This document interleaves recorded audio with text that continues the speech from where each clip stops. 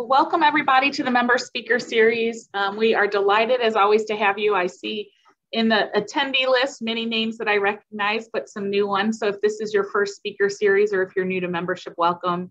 My name is Kate Gleason and I'm the Membership Director here at the Garden. Before we get started with Derek today, I just want a reminder, this will be, today's our second to last speaker series of the year. We'll be together one more time before the end of the year. Next month, we'll actually be in person for the speaker series. It's our annual holiday decorating program, which usually takes the form of a lecture, but on Monday, November 7th, we actually are using the new spaces of the Jack C. Taylor Visitor Center to spread out a little.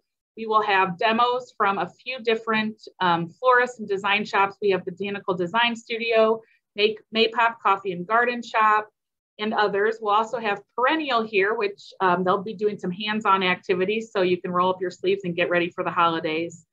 Again, that's Monday, November 7th. We're offering it for 2 sessions at 9 and then again at noon. So if you do sign up, if you have not already, you'll pick which session you'd like to attend. Either way, you're able to spend as long as you'd like here at the Garden. We'll have the gift shop open all day. We'll have Sassafras open for lunch and for coffee, just for folks who have registered for this event. As you know, the Garden remains closed on Mondays, but will be open special for registered guests for this holiday decorating program. So it should be a lot of fun. I always call this the official kickoff to holidays at the Garden. Before Garden Glow starts, before the holiday floral show starts, we always kick it off with holiday decorating. So I hope you can join us. Again, that'll be the last speaker series of the year. We will resume hopefully in person for most of 2023. We will, for the short period of time, be in the Jack C. Taylor Visitor Center, and then later in the spring or early summer, move into the Bear Event Center, which is currently under construction. Our goal for most of those programs that we are going to take in person, we will try to offer some virtual component of those. So if you've gotten used to being on your laptop and like the virtual format, we're going to do our best to offer at least some of those programs still online. Some of our early topics for 2023 is going to include orchids with the opening of the new orchid show at the end of January. We're going to be looking at urban farming. We've tapped several members from our horticulture and science teams to offer kind of behind the scenes looks like we are today. So it should be a great year shaping up. I will also say, if there is a topic, if you're a regular attendee of these speaker series events, and there's a topic you'd love to have, or if there's an author, you've read a great book, anything like that, we're always open to suggestions. You can always just email membership@mobot.org and let us know any ideas you have. We'd love to have them.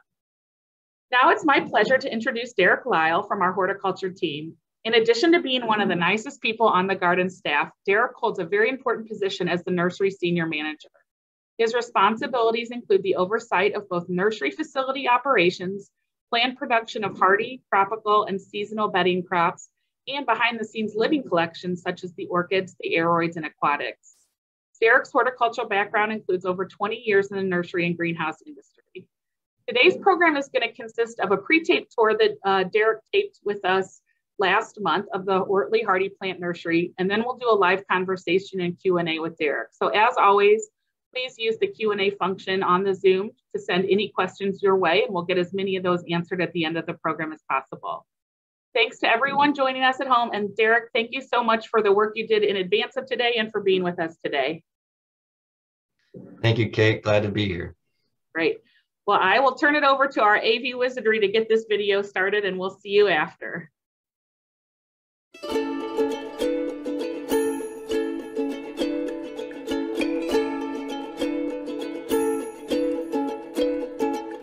Hello, I'm Derek Lyle, Senior Manager of Nursery here at the Missouri Botanical Garden. Today we're at the Oertli Family Hardy Plant Nursery, and we're going to take a sneak peek behind the scenes of the future plantings for the Jack C. Taylor Visitor Center. And along the way you'll also see some of the processes in horticulture and our living collection development. So come along, we'll take a look.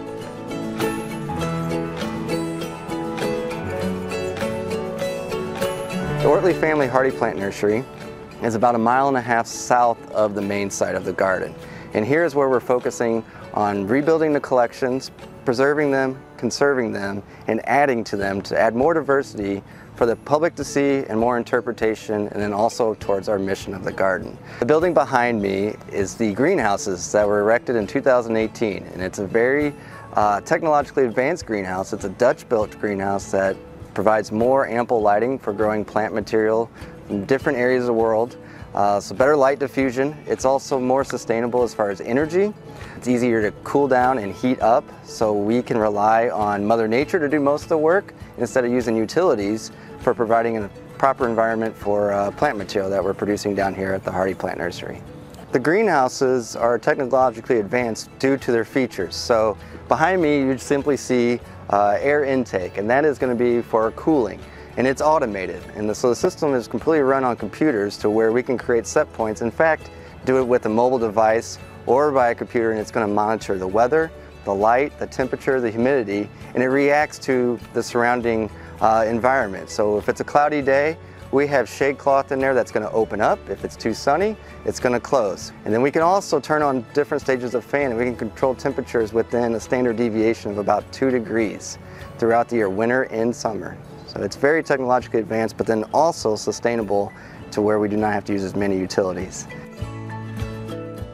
The greenhouses were donated to the garden. We erected them in 2018, and there are 4 growing environments, and each one has a different climate. So greenhouses need cooling, especially here in St. Louis. Right behind me are 9 fans just for one of our main greenhouses that are currently in operation. It's a little loud, but it's cooling that environment so that way we have a nice microclimate to where we can cool down the plants and not stress them out here in the heat of St. Louis. During the winter months they're going to shut down, and that's where we're going to use more of our heating and solar gain. In the greenhouse we're growing material for the living collection at the Missouri Botanical Gardens. And this is really the first step of producing plant material on our 6.3 acre Hardy Plant Nursery. As a seedling, it needs proper care and a little bit more attention than directly planting outside. So we provide a synthetic environment that we can provide an opportunity for the plant to survive and germinate and grow before it matures. Once it's matured, we can then transfer it to other growing areas on the nursery grounds where it's going to acclimate more to the St. Louis climate, therefore getting ready to be planted into the garden grounds for display. Now here we are inside the greenhouses, where you're going to see the vast production of many herbaceous perennials and even the starting of our woody plant material. In this space is where plant material is pulled out of the propagation rooms, what seed has been germinated or cuttings have been rooted, and these plants are now starting to take off in a final pot size depending on what they are. So herbaceous perennials will usually grow to about 1 gallon. Anything larger as far as trees and shrubs go 3 to 5, 7 gallon, even upwards of 10 gallons here at the nursery. We don't grow material to be very large because the larger the tree, the bigger the hole. And that also impacts the landscape. As we dig, we don't want to have to remove plants. We want little impact as we transplant into the garden. So behind me and around me are tailor-centered plants for the landscape. So geraniums to lobelia to trillium, ephemeral plants, ferns, clematis. There is a big diversity and vast arrangement of landscape waiting to go in spring of 2023.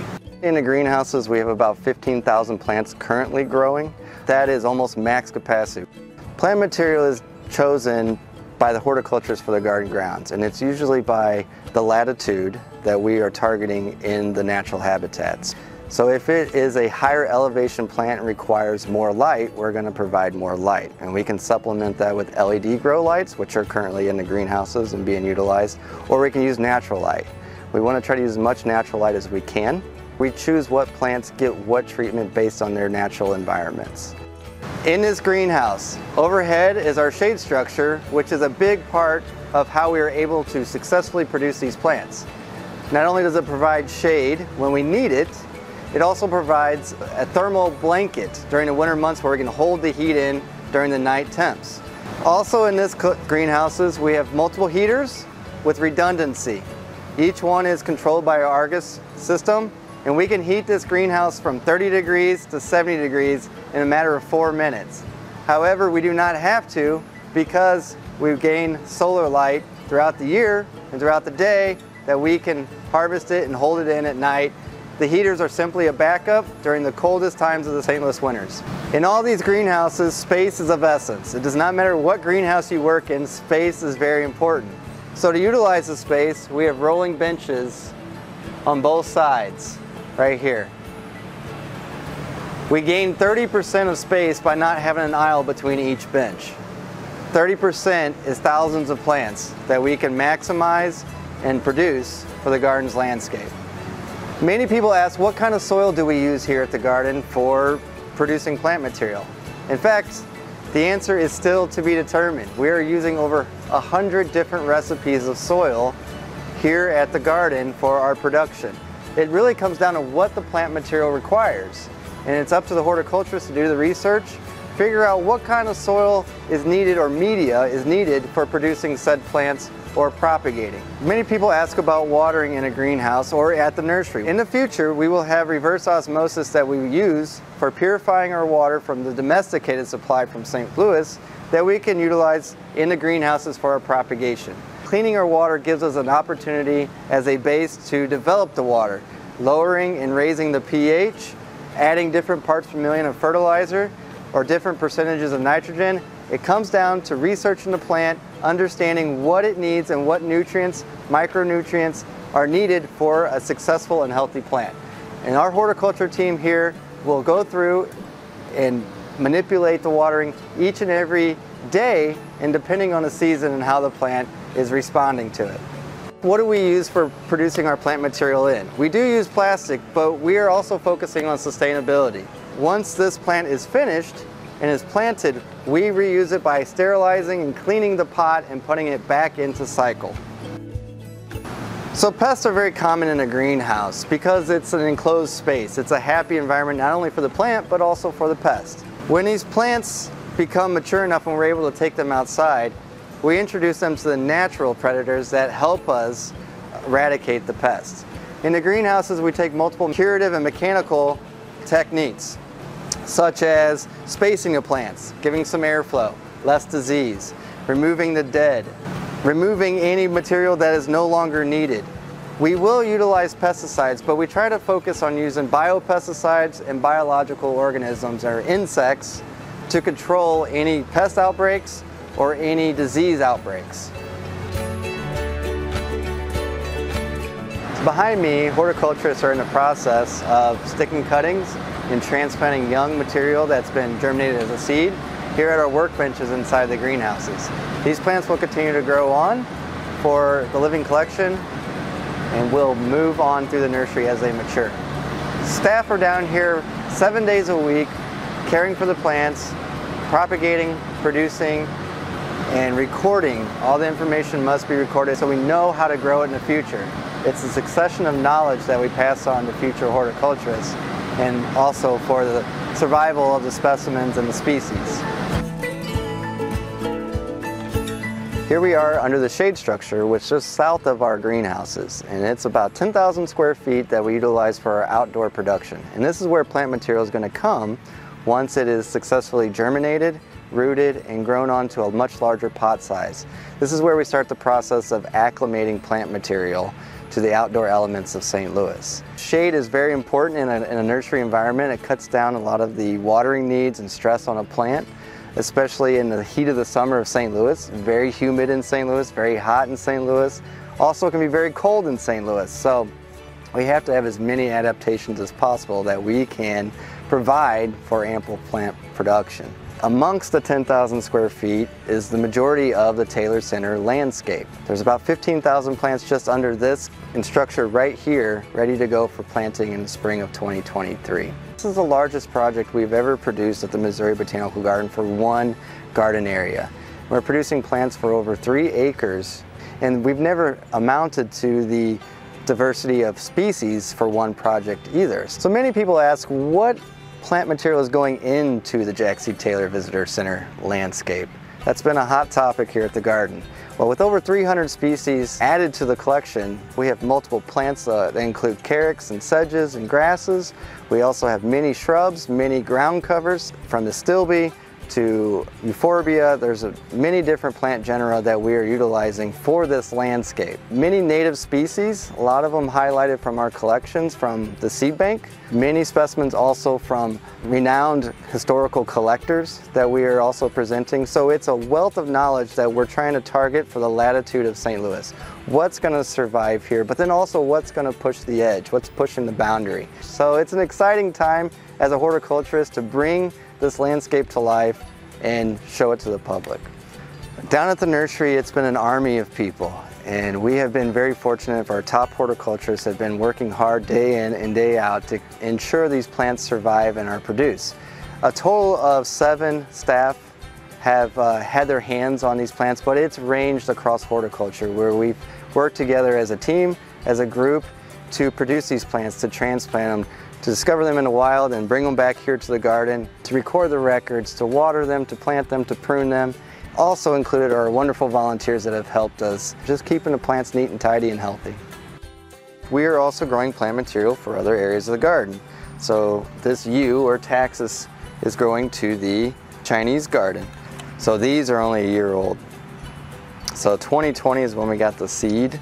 So it's taken since 2020 to germinate, but that's 1 year of going through a winter cycle. So we grow evergreens and then deciduous trees as well, but this one is 2020, so it's same age as here, but you could tell the difference in the species and their growth habits. And you trek down and you see betula or birch, and then we even have roses dappled in behind here for the rose garden. So it's a multiple facet production for 79 acres of garden landscape. Right before us are some azaleas or rhododendrons that we took cuttings from, and we were able to successfully propagate them so that way we can replenish the landscape in the Japanese gardens. If you take a cutting, it is a clone of the parent plant. When we know the genetics of a vegetative plant, we like to do as much as we can as a clone versus harvesting seed. That way we can ensure that those genetics are still pure. And then our outreach of collaborating with other botanical institutions where we're going to produce the same material and share. So in case of any destruction or emergency here, we lose the plant, it is backed up elsewhere in the world or at another botanical garden. So the shade structure, the material, the steel material stays up all year, but we have to remove the shade cloth every winter because of snowfall. It's going to stretch the shade. In the winter, this area is vacated and no plants are out here because the elements are too harsh. And they're tucked away into the greenhouses and the hoop houses, or they're heeled in properly with mulch and in a protected area elsewhere in the nursery grounds.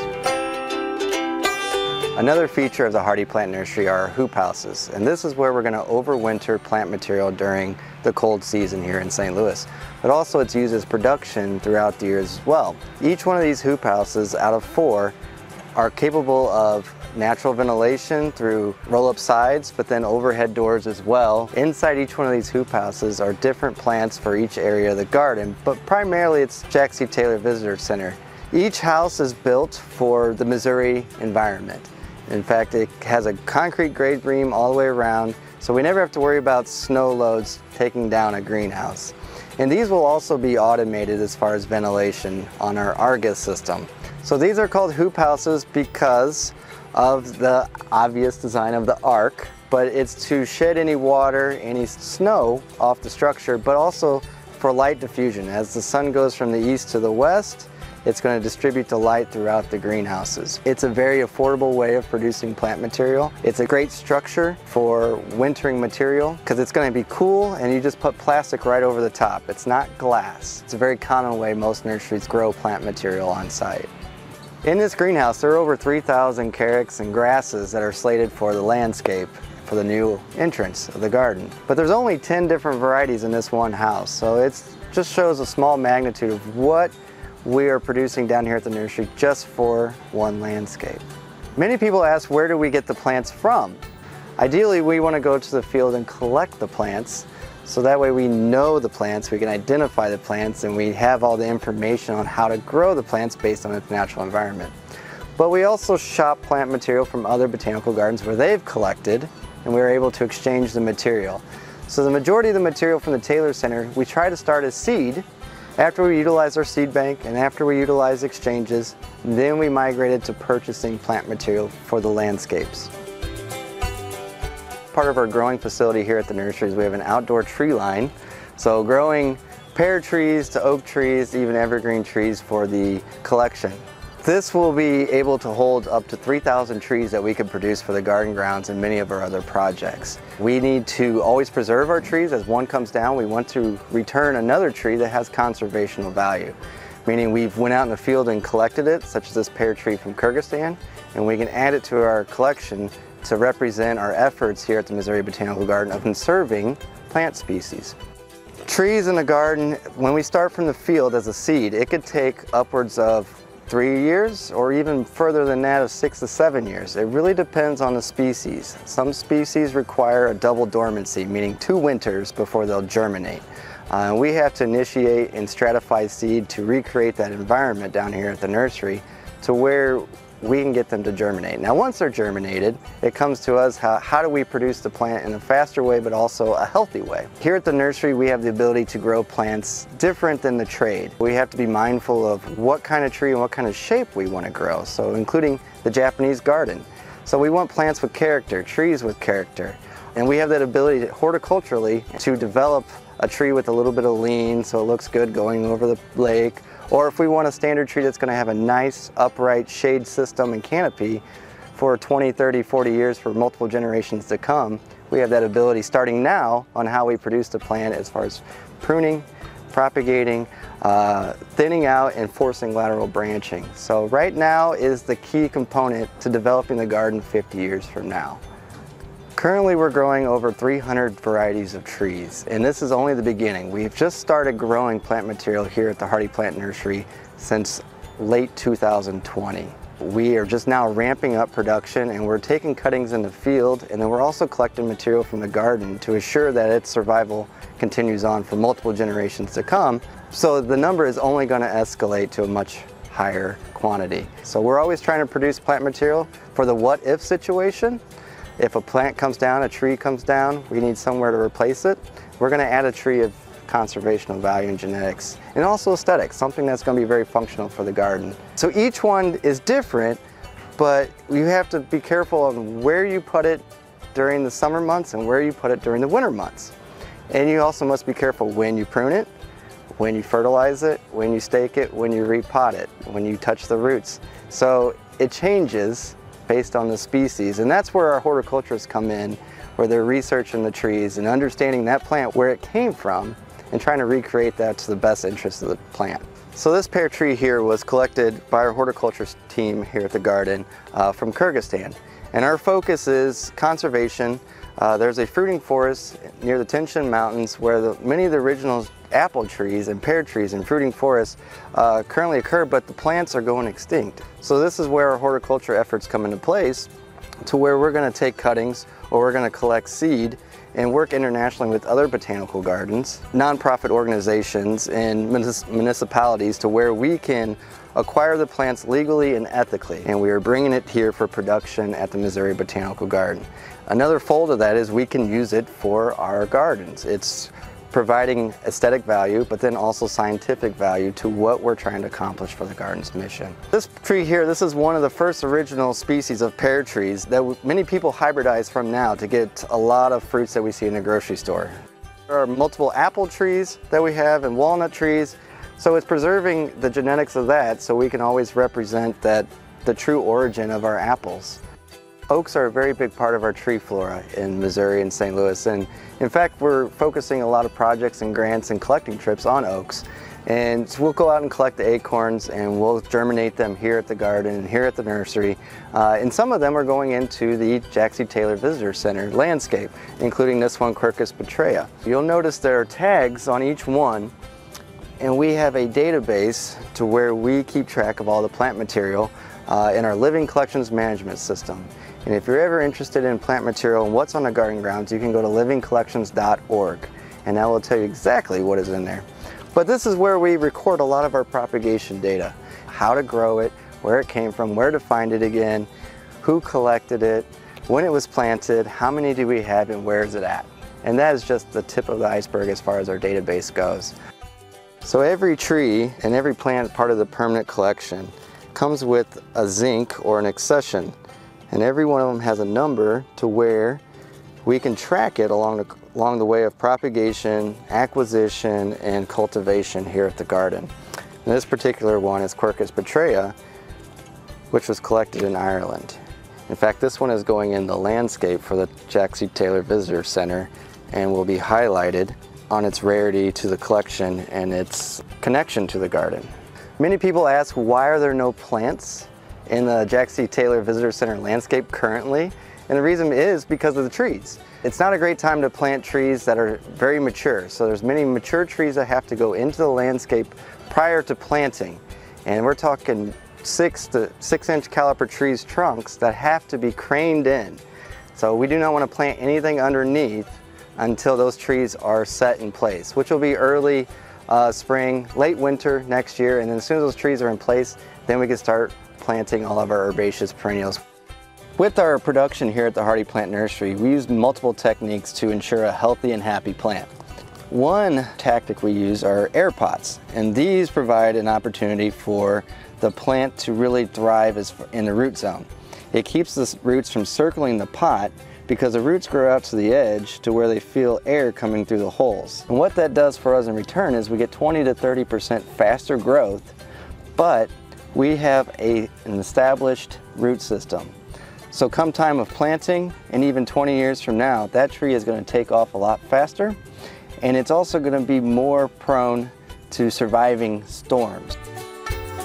Right now we're inside the head house. It's the future home of our seed bank, and it's also the future home of our micropropagation lab.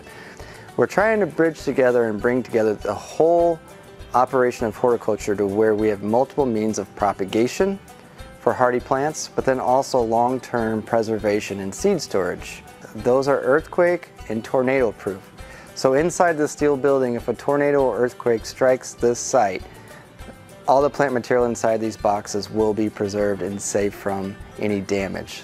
We are in the seed bank, the future seed bank, inside this box. In here will be a seed dry room and then also 2 long-term seed storage freezers. Each freezer will be negative 20 degrees Celsius, and then in this room here will be 15% relative humidity. We can store millions of seeds in these 2 rooms alone, and we're talking the preservation of species, including Missouri flora and around the world, for many years. These plants are going extinct, and that's where our role comes in as a botanical garden, to where we can go out and sustain these species through collections. That's why the whole role of the Hardy Plant Nursery is so vital to our operations at the garden. We're protecting the species from going extinct, but then we're also supporting large projects like the Jack C. Taylor Visitor Landscape. Plants are puzzles, and so we love to do puzzles here, and it's all about figuring out the pieces and putting them together and how to grow that plant successfully.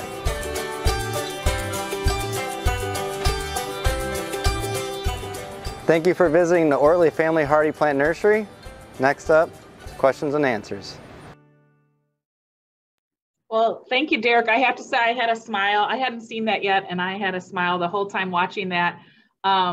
Obviously, we are lucky, and we're going to talk a little bit more about the site, but lucky to have some donors at the beginning of this project to make that site possible. But everybody watching at home, know that your membership dollars support this work. I think that was a great overview of our operations at the Hardy Plant Nursery, but I can't help but smile to know that it's a small way part of that because, again, membership is really one of the ways that we support that work. So first off, I just have to say that.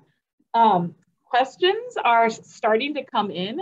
So I think the first question, will you remind people again where that Hardy Plant Nursery site is and maybe give a little bit of a history of that location? Sure. So the Hardy Plant Nursery is, I joke about it, it's a 1.5 miles south of the garden through Tower Grove Park. It's 12 minutes by car, or sorry, 5 minutes by car, 12 minutes by tractor. That's how I always joke. So it's about 1.5 miles on Bent Avenue. You'll see it right next to Guarantee Electric, which is part of the history of the site.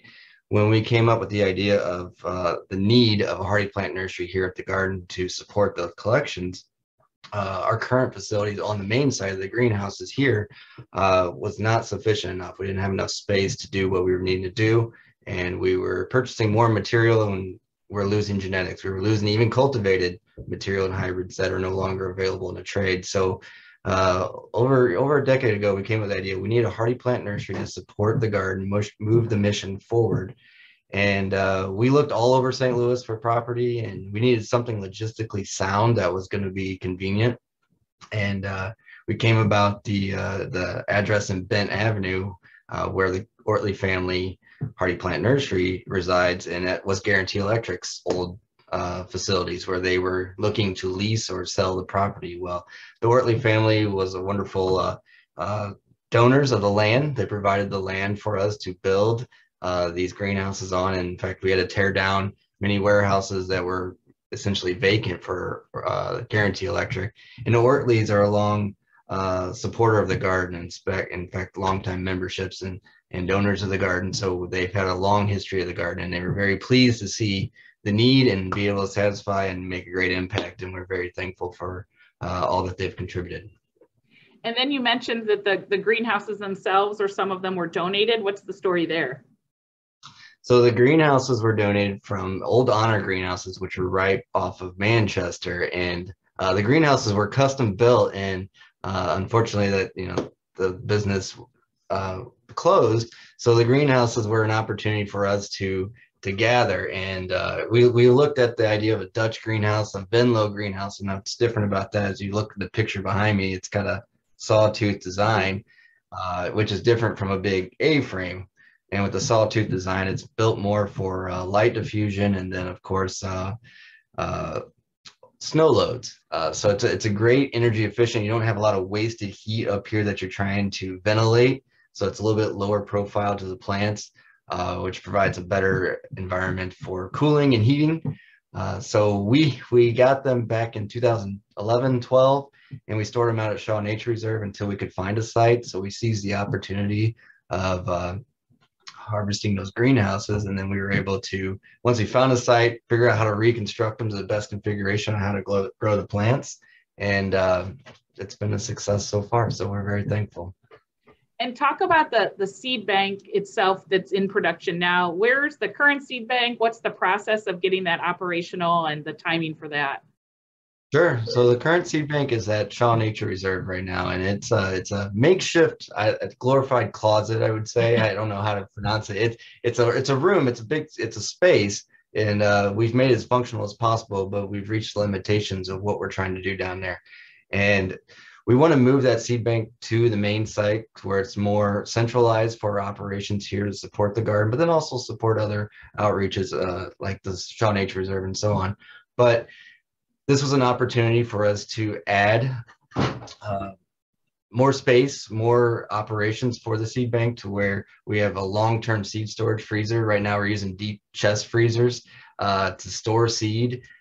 So it's a great way to support the collection, keep it organized, and have proper facilities to ensure that the seed collection that we're doing and we're harvesting and sharing are always protected. So it's an exciting time having redundancy. And there's a seed dry room down in there as well, where it's 15% humidity, and then it goes into long-term seed storage. And we have a wonderful new X-ray machine. So we're moving ahead. We're just waiting on this last phase of construction to be completed before we relocate the seed bank. And do you think that relocation are we a year off, or months, years?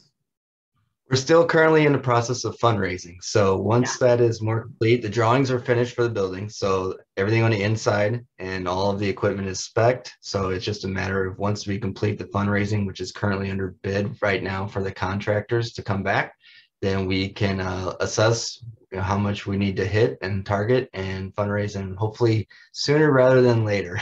Yeah, absolutely. So a question on the topic of seed banks, are there other seed banks in the United States, or does every botanical garden have a seed bank? Are there any others local or regional? There's not a large number of seed banks. However, it's growing quite popular because we're starting to come to the fact of understanding that plant material is now, the populations are depleting with climate change, human habitation, and so on. So it's a matter of conserving the species. So many botanical gardens are jumping on board with this collection and conservation of plant material. And what's great about that is, instead of us going all the way to the other side of the world, or them coming here to collect plants, they can collect the material, and horticulturally we can exchange the material and save costs. So it's a lot easier to send seeds. When it's vegetative or plants or leaves, then we got to worry about disease and insects and so on. But it's a great avenue for plant material, and it's growing quite popular as more botanic gardens are becoming more aware of the need that we need to protect the species around the world and the flora. And everybody's different because we're all living in different worlds, environments. So we have to be cognizant of, what are we collecting and what are we sharing and what are we storing? So right now we're targeting Missouri flora. That's a very big one. If you know Missouri, it's a very diverse state as far as the landscapes and environments.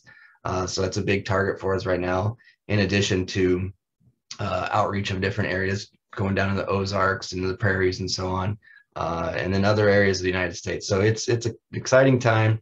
It's a big need, and it's becoming more aware, and we're pretty excited about it. That's great. So a couple questions about the pots. You talked about the plastic plant pots, and that you reuse them. Do you ever accept donations, or where's the best place? I know it's always a hot topic, and I think it has changed over the last couple of years. Where can people recycle their pots? Great question. We just recently did a webinar with the American Public Gardens Association, APGA, about the need of pot recycling. And it is a hot topic. The garden used to have the pot recycling program here, and nobody likes to throw away something after a one-time use. So it's coming down to where the different kinds of plastic that's being used for production for plant material, the vendors that are doing it, some of them are more recyclable than others. And all that has to be separated. And it's a long process of effort to do so. Unfortunately, that program has ceased here at the garden, where we do not accept any more pots for recycling. However, Home Depot does have a program that they work with Jordan Plastics for recycling the plastics. So I recommend checking in with Home Depot. They're a big sponsor pushing that forward, and they were a sponsor of that webinar that we recently did last month. As far as what we try to do, we try to reuse. We're reducing our reuse and reduce, right? So we're trying to reduce our single-use plastic. Plastic is one of the better vessels for growing plants. So you have to come up with an idea of, okay, what does the plant need? Because if I'm growing a plant for many years, sometimes using organic and compostable pots are challenging, and their vectors are going to enter the plant, and you have to worry about disease. So we use plastic, and we use heavy duty plastic. We use clean plastic that can be recycled in the future. So we can usually get at least 3 to 4 cycles out of a plastic before it starts to degrade. So, and we've cut down our single use plastic by 90%. So being able to sterilize the plastic, reuse it, and store it away for the next cycle, that's our mission right now. That's great. And the air pots, are those available in retail anywhere, or if somebody at home wanted to get their hands on those? Yes, so they're air pot. We're using air pot, but there are other vendors as well as root makers, air pruning pots that you can research and find retail. If you do a simple Google search on air pot USA, there are retail mail order where they can send them to you. And then if you're looking at any larger quantities, you can reach out to their customer representatives, and then they'll set up a wholesale account as well. So that's what we are right now, account with them. Yes. Okay, so here from Linda is a question, because I hope I say it right. Sphagnum moss holds much carbon in place. Does the garden still use those in any of those 100 soil recipes you talk about? I hope that makes sense to you. It makes complete sense. Great question, Linda. I see it right there. So sphagnum moss, yes, we have to use sphagnum moss for different areas of our tropical plants, especially, and then we're also using sphagnum in some of our mixes. But we've then since went away from sphagnum and went more into wood fiber or hydrofiber in our mixes, just because of sphagnum moss has been really hard to get a hold of right now, and then of course holds carbon in place, like you mentioned. It's leaching it, it's growing it. You can grow well. You have to research that plant. Sphagnum is a great material for propagation and production of plants, but there are other means. So out of those 100 recipes, it's addition of haydite, perlite, vermiculite, sand, wood. It goes on and on and on. Western bark, so on. So we have different recipes that we use for all the diversity of plants, because we have almost 18,000 taxa here at the garden, and then we're trying to produce new ones as well. So a lot of research. So ericaceous plants, we need, you know, well drainage. So we're going to use more sand or any haydite. So there's quite a bit. So yes, sphagnum moss is in that rotation, but it's we're exploring new avenues as well. Great. So a question from Krista about the trees. Are trees planted at Shaw Nature Reserve? Are there plants that you're growing behind, well, in the photo behind you at the plant nursery used at our other sites at Butterfly House or Shaw Nature Reserve? So that's a very big question, Krista. I see how does SNR serve the goals of mobile? So SNR is a wonderful resource for the garden with our outreach and ecological plantings and understanding the environment, especially with Missouri flora. It's a great escape, especially getting out of the city of St. Louis. So they have their own operation of their own restoration projects and harvesting seed trees. We will occasionally bring them down there. We'll work with our CCSD, or Center of Conservation Sustainable department, to where we will collaborate and do some of the projects there at the Hardy Plant Nursery, to where we're focusing on the genetics of the plants and then also reintroduction for conservation elsewhere. So that also could include Shaw Nature Reserve. So we work together, and it's kind of case by case basis, but we're not the primary source for all the trees being planted at Shaw Nature Reserve. Or it's, you know, more of ecological natural environment instead of forcing it, but then also focusing on restoration and evacuating all the invasive species there as well. So good. So here's a specific question, but then there's a more general one I'll follow with. Do you work with Baker Seeds out of Norwood to share seeds? And just generally, how do you find your exchange partners? So Baker Seed, if I'm thinking it's the heirloom seed, yes, we will order through them. Exchange partners are usually through the botanical gardens, where we all have the BGCI or just other relationships, past relationships, where it's an email that comes out and we go through the list, and horticulturists go through the list. They shop their areas. So for like Chinese garden, they're going to look for any Chinese flora, and we're going to pull out those species. It goes through an approval process. Is it invasive? Is it anything we got to worry about? So we'll flag it. It goes through that, through management up to production. And then they'll send us the seeds. And then likewise, we'll do the same thing out of our seed bank from material that we've collected. We'll pull some aside, and then we'll make that available for others to shop through as well.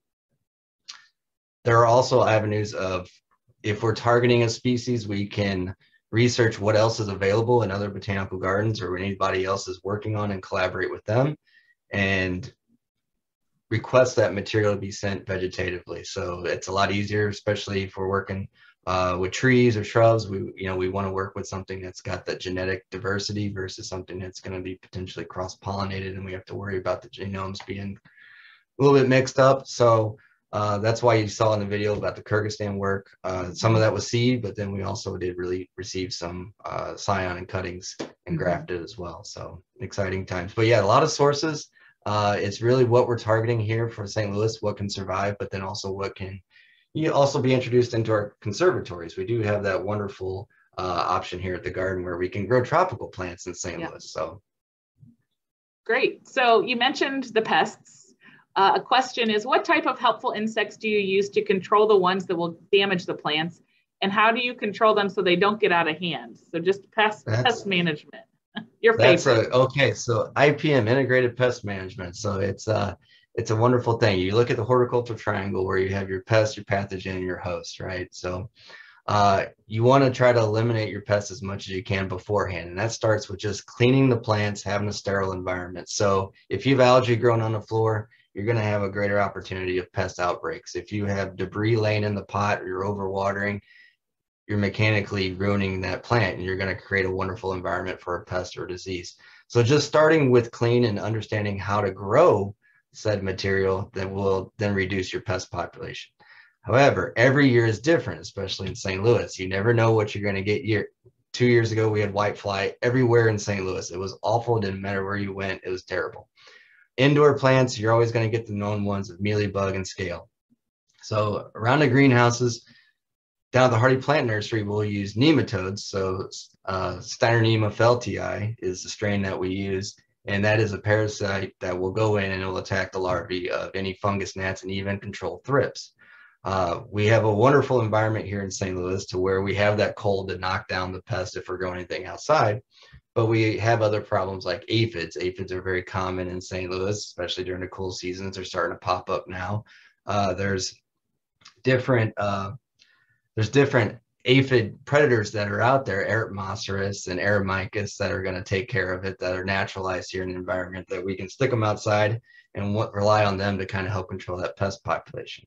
You can pick any pest, and there's many different ways to get rid of them. It's a matter of just starting with clean, removing them before they explode. If they get out of control, and you don't want to add too many synthetic pesticides because it could be harmful to the plant, also the environment, and yourself. At that point, you just figure out, is this plant worth keeping? And you end up throwing it away, right? Mm-hmm. So I could talk IPM for an hour here because it's quite a bit. It's pretty substantial with pest management. Maybe we'll do another next year. On pest management, because everybody wants to know how to kill their bugs and get on plants. I hope I answered the question, but that's a very, very big topic, and it'll take a lot of wind out of me to make that answer come to fruition. So a couple questions going back to pots about the air pots. Do the roots grow through them, and are they reusable? And then the other question, you mentioned sterilizing the pots between uses. What do you use to sterilize? Great questions. Yes, so the roots, they do not grow through the pots. In fact, they fill the hole of the air coming through the hole of the pot to the sides of it. And when it fills that hole or that air, that root essentially starts to callus. And what it does is, just like when you cut a tree or a plant at home, the vegetative type, if you prune it, you're usually going to get lateral branching where it's going to force out. It's essentially doing the same thing in the root zone and creating a fibrous root zone to where that plant is not circling, that root zone is not circling the pot. Because when you take it out of the pot, usually you try to ruffle the roots up before you plant it. Well, you don't have to do that with an air pot.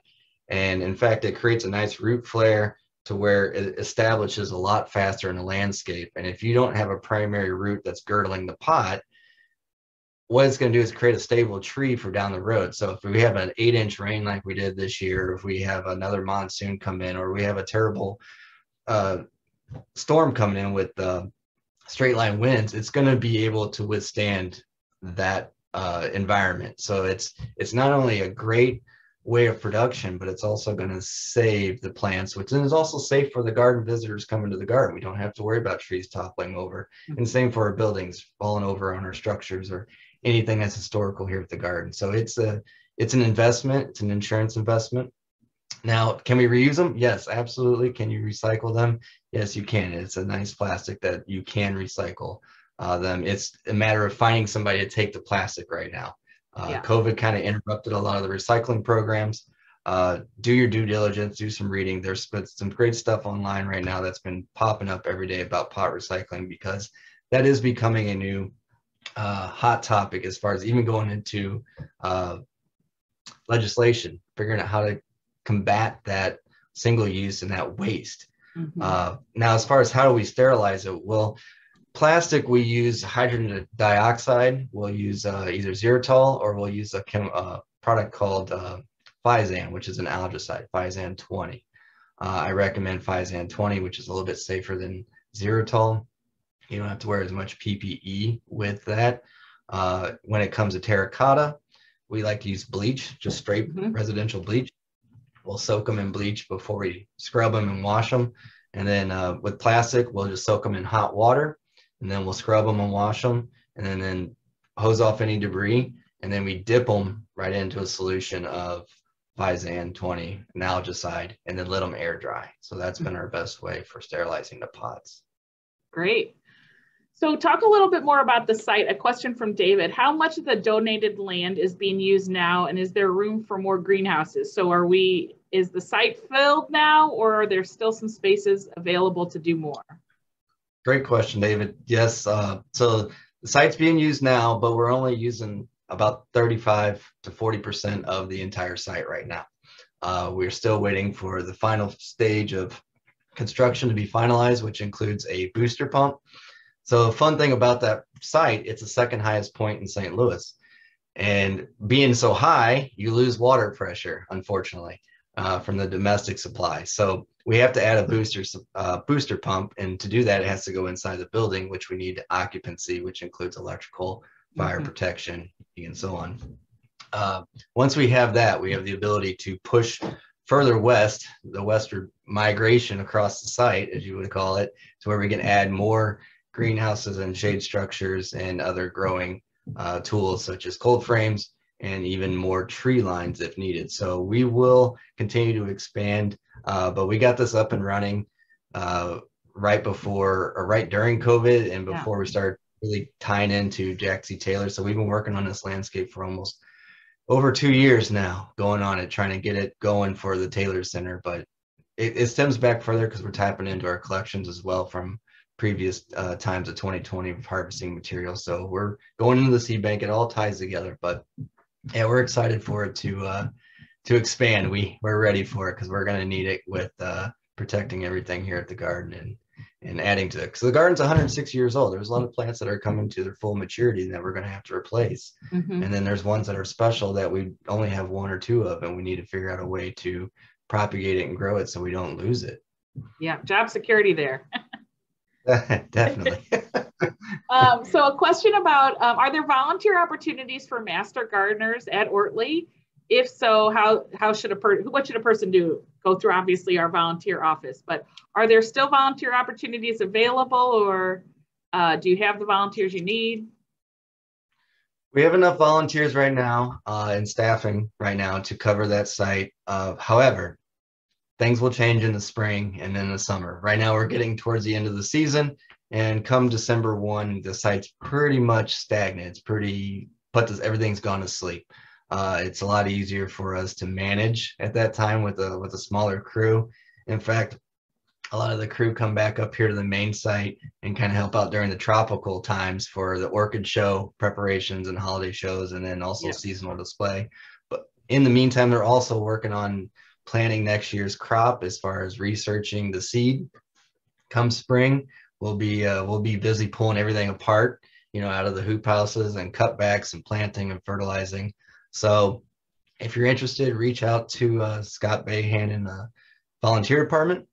And I'm always plugging in what we need. We do big projects where we did one this summer where it was just cutting back grasses and putting them in larger pots for the Taylor Center. It was an army of people, of 30, 40 people that helped us that day. And I greatly appreciate everything they did and their efforts. And it was hot, but they didn't complain. So it was fun. It was enjoyable. And we got a lot of work done. So there will be plenty of opportunities like that coming up in the future.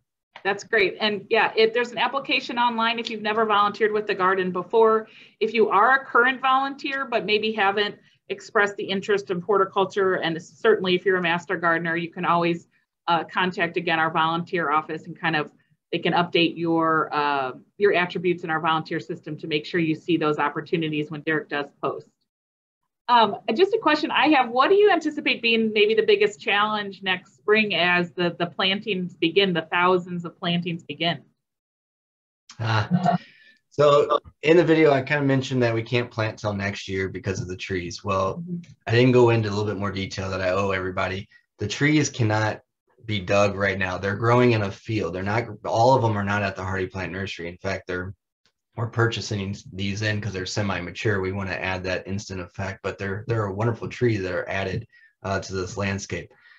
Digging them right now as they're starting to go into dormancy is at that size will be stressful on the plant. In fact, we want to wait until they're dormant during the winter months and then dig them out of the field. And then they're going to be trucked here on a flatbed truck, and then a crane's going to have to lift them and put them in place. Once that is done, then we are on to planting, and there are over 30,000, 35,000 plants that are going in that landscape. So it's quite a big quite a big movement of what we're trying to do. We've never done a project this big. So next year's challenge is keeping it all straight, keeping it all organized. Honestly, the plant material is ready to go. We're just going to hold on to it for this winter. And we're going to have to wait to see what Mother Nature brings us as far as the timing. Hopefully we have kind of a mild spring and we can get this plant material in the ground a little bit sooner than we want. And that would be great for everybody that's coming into the garden in the spring during our high traffic months. They're to see the bulbs and the tulips and to see some of the displays. And spring, everybody wants to get out in spring. We'd like to show off a lot of these plants coming out of dormancy as well. So instead of seeing what you see now, it's a beautiful building, but you know, we need plants, right? So it'd be nice to see the plants, and we're hoping to keep it all organized. And my biggest challenge is hopefully we have a nice winter. Yeah. Doesn't matter what nursery environment you grow in, you're always going to lose plants. You're going to have a mortality rate of at least 10%.